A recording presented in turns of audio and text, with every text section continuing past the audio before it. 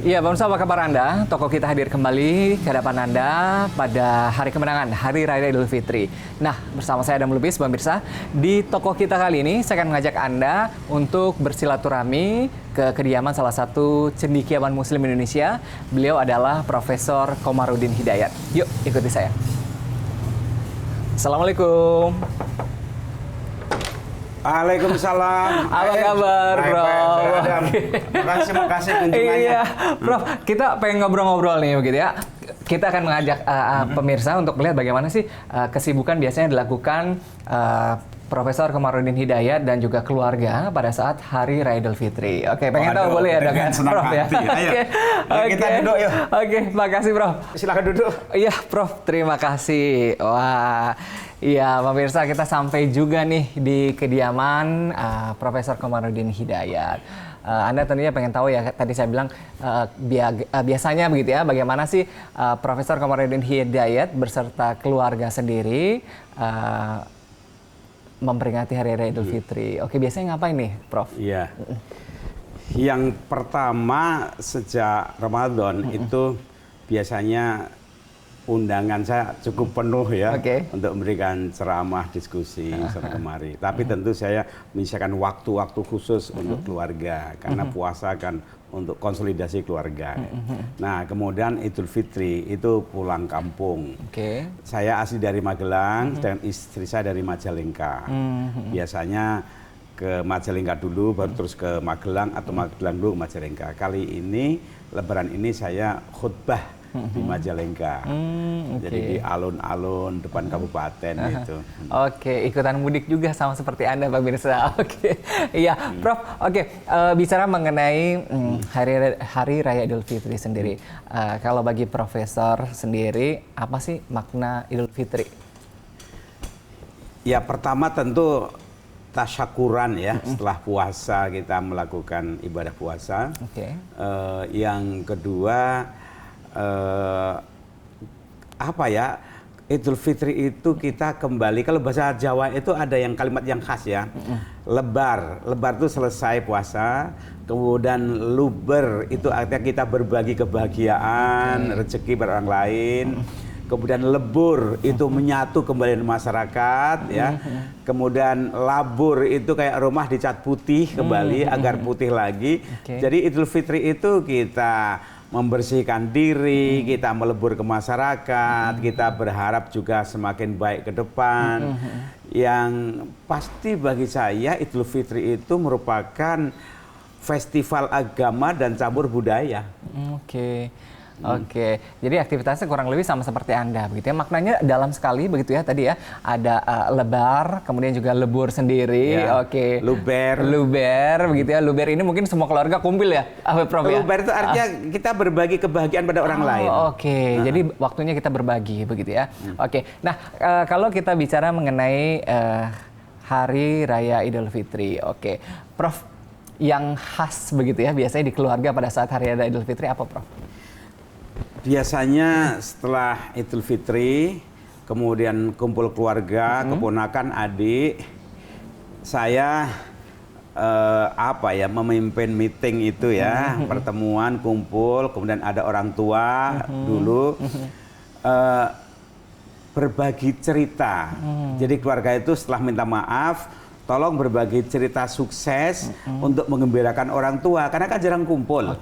Sehingga kita datang tidak hanya makan, ketemu, jabat tangan, tapi ada event, sehingga orang tua, kakek, nenek tahu satu-satu anaknya, cucunya progresnya apa, berbagi kebahagiaan. Berbagi kebahagiaan, kumpul bareng juga begitu ya. Jadi bercerita. Prof, ini kalau kita bicara mengenai Hari Raya Idul Fitri, ini ajang silaturahmi juga, saling memaaf-maafkan juga begitu ya. Nah, kalau kita lihat, bagaimana, kita lihat kondisi sekarang begitu ya. Bagaimana sih Idul Fitri ini begitu ya bisa dimaknai oleh masyarakat sendiri sebagai salah satu tools begitu ya, inspirasi tadi untuk melakukan rekonsiliasi lagi. Gimana, Prof? Perintah puasa Idul Fitri satu paket ya. Andikan tuh yang memerintahkan negara, tidak akan efektif. Tidak ada orang mau puasa sebulan. Dan tidak ada orang pulang ramai-ramai. Jadi ini adalah salah satu perintah tradisi agama yang memberikan berkah bagi tradisi bangsa. Tanpa ada SK pemerintah pun orang pulang melakukan silaturahmi, kohesi nasional, kemudian berbagi rezeki, ekonomi merata, jalan raya jadi bagus. Coba dampak budaya dan ekonomi dari peristiwa Idul Fitri itu kan luar biasa. Hotel-hotel, agen travel jalan. Jadi Idul Fitri bagi saya ini rahmat bagi bangsa Indonesia.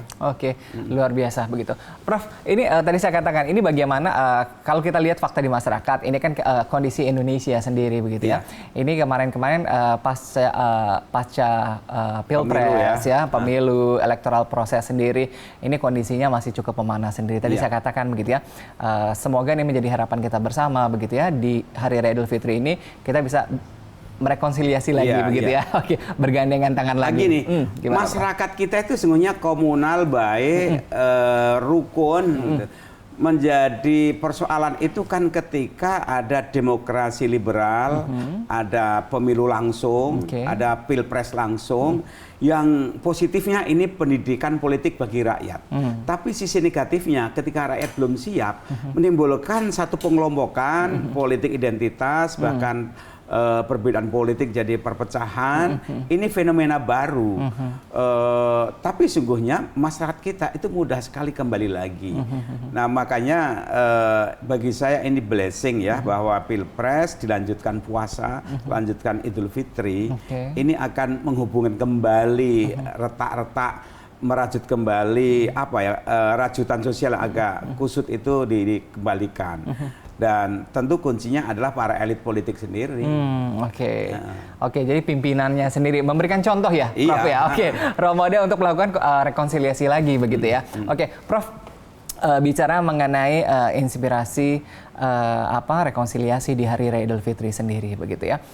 Ini kita lihat ini masing-masing kubu kan mereka masih ini ya kita tahu melakukan sengketa juga dia. Dari electoral proses sekarang masuk ke legal battle gitu ya. Bagaimana peran politik dan hukum sendiri? Ini untuk menjelaskan logika masyarakat yang sekarang gitu ya, kita katakan ya, mudah-mudahan ini menjadi lebih baik gitu ya. Divided society, agak terpecah belah sendiri begitu. Ini gimana sih momentum Idul Fitri dijadikan oleh tadi pemerintah, penegak hukum, elit politik sendiri begitu ya, untuk menjawab apa yang ada di logika masyarakat begitu. Ini satu perkembangan kedewasaan kita bernegara, berbangsa, berdemokrasi. Jadi rakyat itu merasakan hak-hak politiknya. Ini kan bagus. Tapi perlu dikendalikan oleh elit politik dan juga pemerintah. Satu, bagaimana elit-elit politik selama Lebaran ini ketika ada statement-statement saling maafkan, hendaknya ini media massa, ini mereka mensebarkan sehingga ruang publik itu yang tadinya diisi saling kompetisi, caci, gugat-gugat, diganti pernyataan maaf-maafkan. Apakah itu sungguh-sungguh atau pura-pura, terserahlah. Tapi bayangkan kalau TV-TV itu men-shoot berbagai pernyataan event-event antar mereka rangkul-rangkulan baik, ini disebarkan diulang-ulang, ini kan memberikan pengaruh yang bagus bagi masyarakat. Ternyata Idul Fitri telah meredam ya. Nah yang keduanya, dengan dibawa kepada Mahkamah Konstitusi, jalur hukum, ini positif. Karena tidak ada cara lain kecuali jalur konstitusi. Di luar itu akan mencederai demokrasi dan akan membahayakan kehidupan berbangsa bernegara. Jadi ini udah bagus ke arah konstitusi itu. Iya, pemirsa, kita masih akan membahas bagaimana kondisi politik begitu ya, bersama dengan Profesor Komarudin Hidayat sendiri. Kemudian juga bagaimana melakukan tadi begitu ya, tahapan-tahapan rekonsiliasi yang harus dilakukan begitu ya antara masing-masing pihak, termasuk bagian menahan diri juga bisa ya, Prof ya?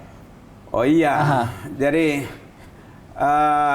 kita kawal, nahan diri, mari kita ikuti proses persidangan di MK, dan MK harus transparan, harus jujur, objektif. siapa yang kalah harus siap menerima dengan kesatria. Dan nanti kalau ada orang yang ribut-ribut sekedarnya, wajar kecewa. Tapi kalau sampai nanti turun ke jalan merusak-merusak, kita akan tahu siapa perusuh itu. Nah ini menarik juga nih. Di segmen berikutnya kita akan bahas tentang people power. Ya, pemirsa jangan kemana-mana, toko kita akan kembali selepas pariwara. Tetaplah bersama kami.